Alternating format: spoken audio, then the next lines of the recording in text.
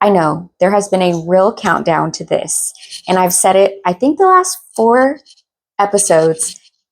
We're coming to the conclusion of our first series in my book club, Hillbilly Elegy. Uh, it's bittersweet. It's been a roller coaster the whole time because I can't decide between videos whether I am ready to be done with this book or I'm just so immersed and love the storytelling that I never want it to end. To start it off, I just want to truly, from the deepest part of my heart, thank you for spending any of your time with me. Your time is the most valuable thing you have. So choosing to spend any amount with me goes beyond measure, and I am just truly grateful for the time that you spend with me. I hope that it's worth your time to pop in, hit subscribe, and like this video if this is something that you are truly interested in. Thanks. Let's get to it. Shortly before Christmas last year, I stood in the kids section of a Washington, D.C. Walmart, shopping list in hand, gazing at toys, talking myself out of each of them. I love this part. So JD is shopping for a Salvation Army angel, which is, from my childhood, one of the most special experiences I had. Any Christmas I had where the Salvation Army, adopted me as an angel, which happened many times, especially when my mom was in prison. Those were some of the best Christmases. It's like that's what showed me what other people actually experienced during Christmas and the type of presents that they received. So I feel very similar to him in the sense that I always like to adopt angels from the Salvation Army for that simple purpose. It's like when you know what it's like to go without, you can't ever fill the hole that was created, but giving is the closest you can come to closing that hole. Okay. So he's talking himself out of these toys, saying, this isn't good enough. That's not good enough. The best part of this is this part. It sounds pretty simple, but I managed to find fault with nearly every suggestion. Pajamas? Poor people don't wear pajamas. We fall asleep in our underwear or blue jeans. To this day, I find the very notion of pajamas an unnecessary elite indulgence. Last year, I got my very first set of pajamas from my husband as a gift. And I was like trying to describe to him the feeling. Obviously, I've had sleep shorts, sleep clothes, but these are like kind of silky, matching top and bottom. And I was trying to explain to him, like, why does this feel like the fanciest thing that I have done is wear pajamas to bed? Like, nothing makes me feel more demure and high class than wearing pajamas to bed. So I just love that he said this because it's so relatable. Pajamas, an unnecessary elite indulgence like caviar or electric ice cube makers. There was a toy guitar that I thought looked both fun and enriching, but I remembered an electronic keyboard my grandparents had given me one year and how one of Mom's boyfriends meanly ordered me to shut that effing thing up. I passed on learning aids for fear of appearing condescending. So he passed on buying stuff to help further kids' education because he didn't want it to be a condescending gesture. Eventually, I settled on some clothes, a fake cell phone, and fire trucks. I grew up in a world where everyone worried about how they'd pay for Christmas. Now I live in one where opportunities abound for the wealthy and privileged to shower their generosity on the community's poor. Many prestigious law firms sponsor an angel program, which assigns a child to a lawyer and provides a wish list of gifts. Usha's former courthouse encouraged judicial employees to adopt a kid for the holidays, each a child of someone who previously went through the court system. Program coordinators hoped that if someone else purchased presents, the child's parents might feel less tempted to commit crimes in order to provide. I didn't even know that part of the strategy, because that, I'm sure, does relieve a lot of stress on families in poverty. Because like me, I was a child in that situation, but I've never thought of it in that sense. Okay. And there's always toys for tots. During the past few Christmas seasons, I've found myself in large department stores buying toys for kids I've never met. As I shop, I'm reminded that whatever I fell on in Americans, wherever I fell in the socioeconomic ladder as a child, others occupy much lower rungs. Children who cannot depend on the generosity of grandparents for Christmas gifts, parents whose financial situations are so dire that they rely on criminal conduct rather than payday loans to put today's hot toys under the Christmas tree. This very useful exercise, as scarcity has given away to plenty in my own life, these moments of retail reflection force me to consider just how lucky I am. Still, shopping for low-income kids reminds me of my childhood and of the ways that Christmas gifts can serve as domestic landmines. Every year, the parents in my neighborhood would begin an annual ritual very different from the one I've become accustomed to in my new material comfort, worrying about how to give their kids a nice Christmas, with niceness always defined by the bounty underneath the Christmas tree. If your friends came over the week before Christmas and saw a barren floor beneath the Christmas tree, you would offer justification. Mom just hasn't gone shopping yet, or Dad's waiting on a big paycheck at the end of the year, and then he'll get a ton of stuff. These were excuses meant to mask what everyone knew. All of us were poor, and no amount of Teenage Mutant Ninja Turtle memorabilia would change that. No matter our financial position, our family somehow managed to spend just more than we had on holiday shopping. We didn't qualify for credit cards, but there were many ways to spend money. You could write a future date on a check, a practice called post dating, so the recipient couldn't cash it until you had the money in the bank. You could draw a short-term loan from a payday lender. If all else failed, you could borrow money from grandparents. Indeed, I recall many winter conversations in which Mom pleaded with Mama and Papa to lend her money to ensure that their grandkids had a nice Christmas. They'd always protest Mom's understanding of what made Christmas nice, but they'd still give in. It might be the day before Christmas, but our tree would be piled high with trendy gifts. Gosh. Even as our family savings dwindled from very little to nothing, then from nothing to something less than that.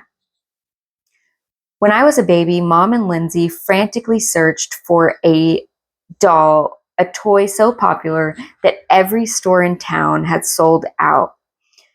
It was expensive, and as I was only 2, unnecessary. But Lindsay still remembers the day wasted searching for the toy. Mom somehow received a tip about a stranger who was willing to part with one of his Rups pens at a significant markup. Mom and Lindsay traveled to his house to fetch the trinket that stood between a child who could barely walk at and the Christmas of his dreams. The only thing I remember of the teddy is finding him in a box years later, his sweater tattered and his face covered in crusted snot. Yuck. It was a holiday season that taught me about tax refunds, which I gathered were free bits of money sent to the poor in the new year to save them from financial indiscretions of the old one. Okay, so we have to remark on Beverly. I know she did not hunt down the trendiest teddy bear when JD is 2 years old, as a way to give him the greatest Christmas ever, when we all know those toddler years are not the ones to splurge, especially with kids nowadays. I mean, if you go all out starting at year 2, by year 5, it's going to be $1,000, $2,000, $3,000 to keep them up with the Joneses. That is irresponsible at the highest level. Obviously, it's easier for me to say that from my position in this seat, in this home. As my mom was so similar to Beverly, I understand her position. But looking back at it now as an adult, it's just like, really, have a good experience, get him a gift. At 2 years old, they love the box. Do not waste your whole Christmas fund on the trendiest gift, especially for toddlers. Come on. Okay, so he's going on and on about Christmas, which I think makes sense. Growing up in poverty, Christmas it's a hard time, but it's also kind of imprinted the feeling of going without, not having enough, knowing that whatever it is that you're wishing for on Christmas is certainly not going to be there. Best you can do is pray to God that you get a gift. Okay, so let's pick up right where. Okay, we don't need to live like the elites of California, New York, or Washington, D.C. We don't need to work for 100 hours a week at a law firm and investment banks. We don't need to socialize at cocktail parties. We do need to create a space for the JDs and Bryans of the world to have a chance.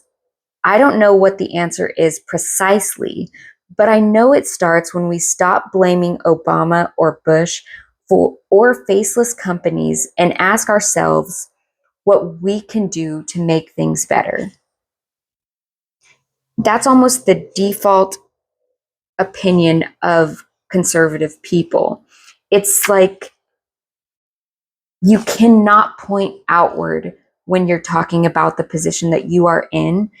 Even as soon as you turn into an adult, you're like, hey, I was dealt a shitty hand, but what can I do? How can I take responsibility in this? And that's exactly what he's saying. What can we do to make sure our communities are better? I wanted to ask Brian whether, like me, he had bad dreams for nearly 2 decades. I suffered from a terrible, reoccurring nightmare. The first time it came to me, I was 7, fast asleep in my great Mama Blanton's bed. In the dream, I'm trapped in a large conference room in a large treehouse. As if the Keebler elves had just finished a massive picnic and their treehouse were still adorned with dozens of tables and chairs. I'm there alone with Lindsay and Mama. And when all of a sudden, Mom charges through the room, tossing tables and chairs as she goes. She screams, but her voice is robotic and distorted, as if filtered through radio static. Mama and Lindsay run for a hole in the floor, presumably the exit ladder from the treehouse. I fall behind, and by the time I reach the exit, Mom is just behind me. I wake up right as she's about to grab me when I realize not just that the monster has caught me, but that Mama and Lindsay have abandoned me. In different versions, the antagonist changes form. It has been a Marine Corps drill instructor, a barking dog, a movie villain, and a mean teacher. Mama and Lindsay always make an appearance, and they always make it to the exit just ahead of me, without fail. The dream provokes pure terror. The first time I had it, I woke up and ran to Mama, who was up late watching TV.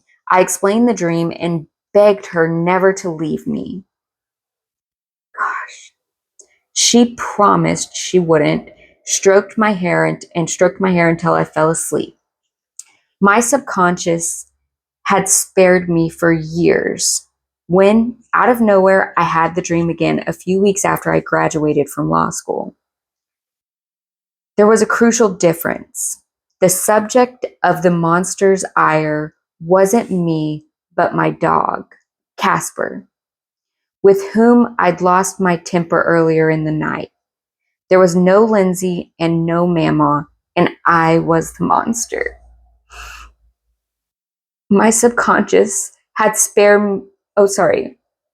I chased my poor dog around that treehouse, hoping to catch and throttle him. But I felt Casper's terror, and I felt my shame at having lost my temper. I finally caught up to him, but I didn't wake up. Instead, Casper turned and looked at me with those sad, heart-piercing eyes that only dogs possess.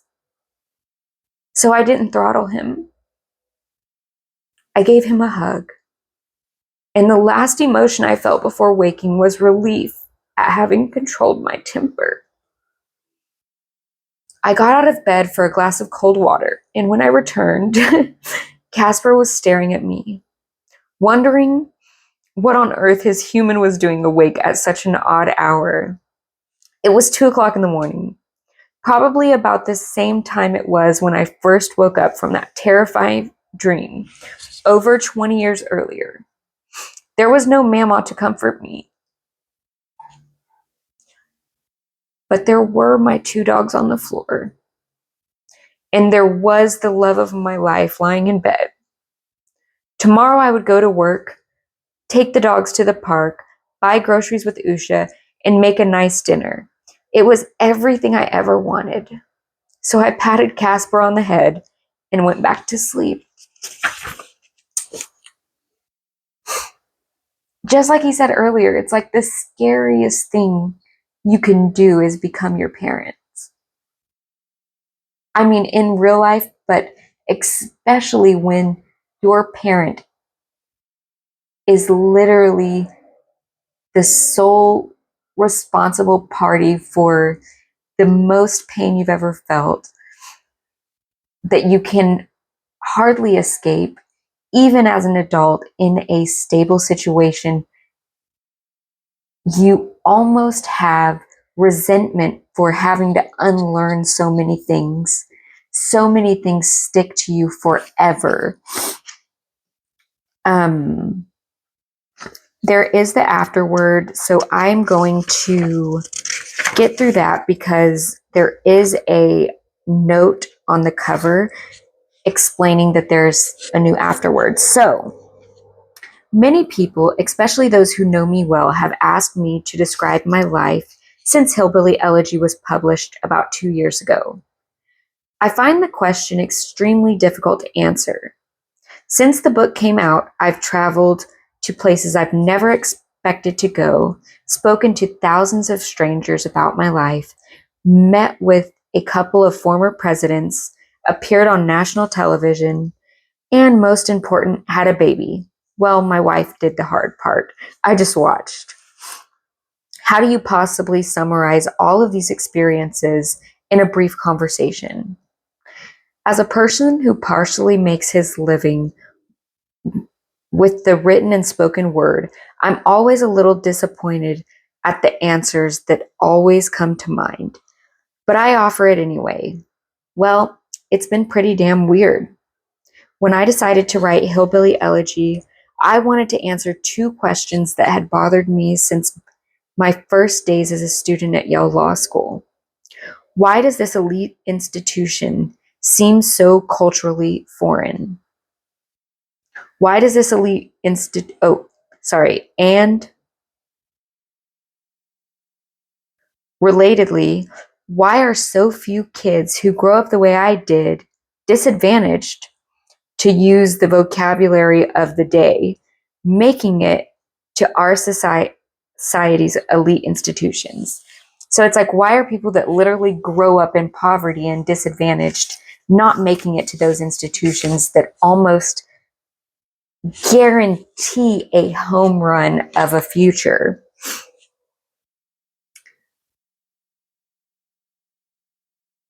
Credibly personal ways. And I often tell people, I initially uncomfortable with that. Indeed, even the process of finding endorsers, part of which forced me to send the book to strangers, made me want to gag. But I wrote the book the way I did because I thought it would make my argument more compelling. That if people experienced these problems through the perspective of real people, they might appreciate their complexity. Hillbilly Elegy's reception makes me think that this was a wise decision. Interestingly, many of the family members I interviewed had an analogous reaction. I was pretty open with you, one of them explained, because I didn't think anyone would read it. Who'd want to hear our family story? Judging by the largely positive reception, it turns out that many people did. Admittedly, largely positive is not the same as completely positive, and my book has its fair share of critics. It's conventional for people to say that they were surprised by my criticisms, but I wasn't. I was definitely surprised that many people read the book. Our initial print run was 10,000 copies, and we're approaching 2 million now. But I knew that if the book was successful, there would eventually be blowback. With a few exceptions, I've tried to avoid commenting on those reactions. A respected social scientist once told me that a book is like a baby. Eventually, it leaves the house and you can't control the way people interact with it. But I've also found that critics occasionally react to the book in contradictory ways. If I haven't been surprised by the fact of criticism, I have occasionally been confused by that conflict. I've heard, for instance, from someone on the left that my book is a victim blaming piece of anti government libertarianism. And then in the very same week, from someone on the right, that my book's premise, if accepted, would justify a massive expansion of government welfare programs. Both of these things can't possibly be true. He's like, come on. I tried to lay my cards explicitly on the table. In one of the later chapters of the book, I'm a conservative, one who doubts the 1960s approach to welfare that has made it easier for our country's poor children to achieve their dreams. But those of us on the right are dueling ourselves if we fail to acknowledge that it did accomplish something else. It prevented a lot of suffering and made it possible for people like Mama to access food and medicine when they were too poor, too old, or too sick to buy it themselves. This ain't nothing. To me, the fundamental question of our domestic policies over the next generation is how to continue to protect our society's less fortunate while simultaneously enabling advancement and mobility for everyone. We can easily create a welfare state that accepts the fact of a permanent American underclass, one where family dysfunction, childhood trauma and cultural segregation and hopelessness coexist with some basic measure of substance. Or we can do something considerably more difficult, reject the notion of a permanent American underclass.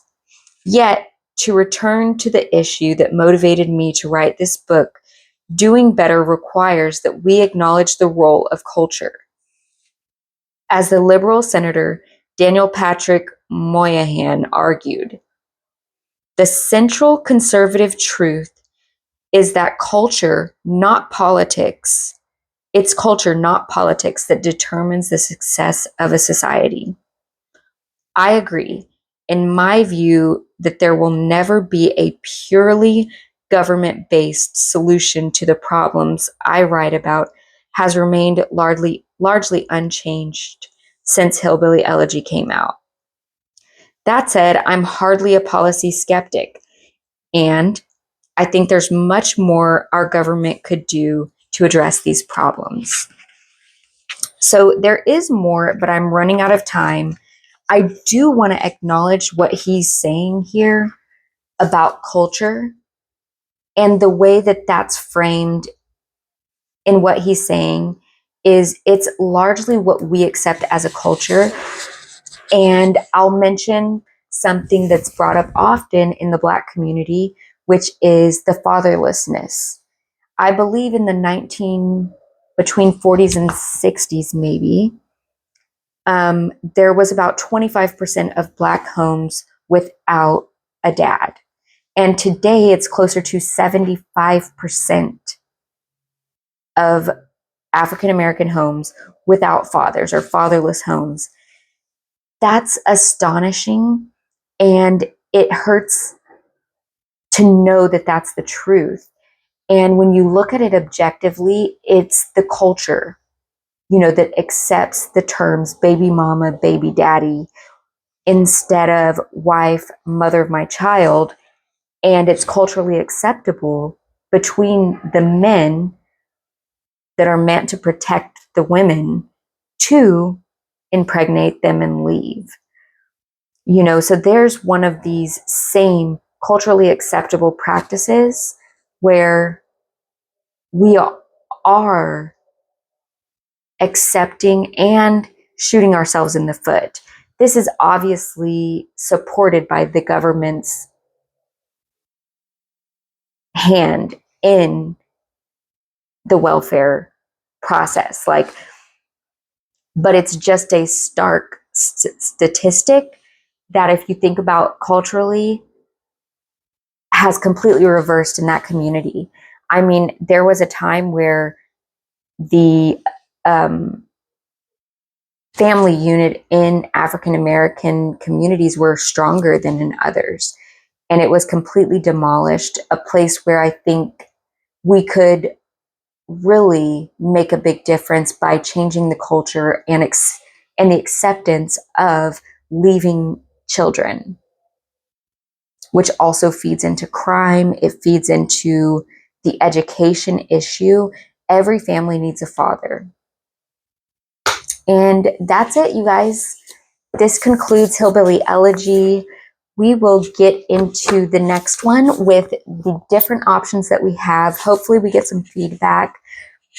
If we don't, I will just carry on with my next favorite book, okay? So thank you so much again for spending this time with me. I hope that you enjoy this Thursday, and I will see you in the next one. Ciao.